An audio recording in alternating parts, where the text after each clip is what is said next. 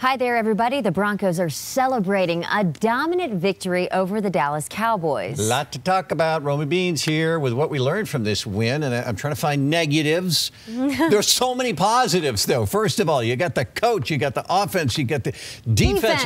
You know, everything's good. What's the problem, Romi? Well, I'll tell you, it's good. It's good not to have problems like this, but you don't want to jinx it, one. And two, consistency. Start out good, we got to keep going. But I'll tell you what we learned. The two things that the Broncos struggled with last year, now they fixed those. What those were, protecting, the run game and the run defense.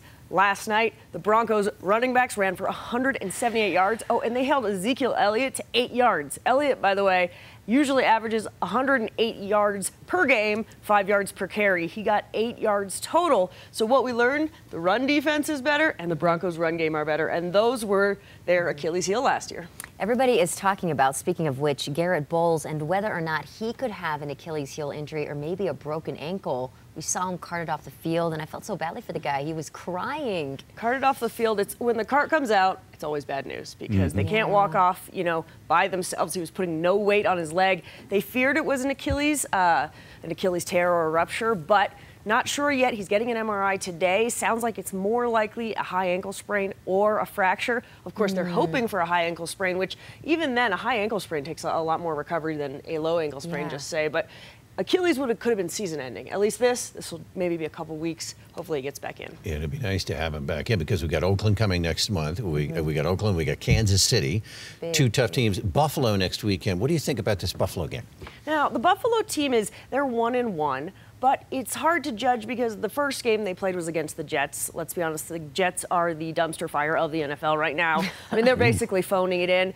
And then they lost to the Panthers 9-3. But what we learned last week in this Panthers loss is that the Bills, who traded Sammy Watkins earlier in the year, they're having some short-term pain from that. Maybe it'll work out in the future. They got a second-round pick for him in 2018. But because of that, there's no deep passing threat. So all Carolina had to do was stop LaShawn McCoy the whole time. And they did. They held him to 0 yards in the first half and then, I believe, 9 rushing yards. So one more than Ezekiel Elliott. Yeah. And if the Broncos can do to LaShawn McCoy what they did this week, they should be able to do it again.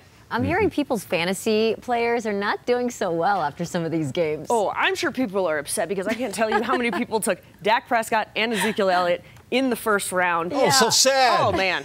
Oh, it's terrible. But guess what? 8 yards. It's the real games that matter. Exactly. That's so true. Romi, thank you so much. And you can always get more sports from us right here at CBSDenver.com.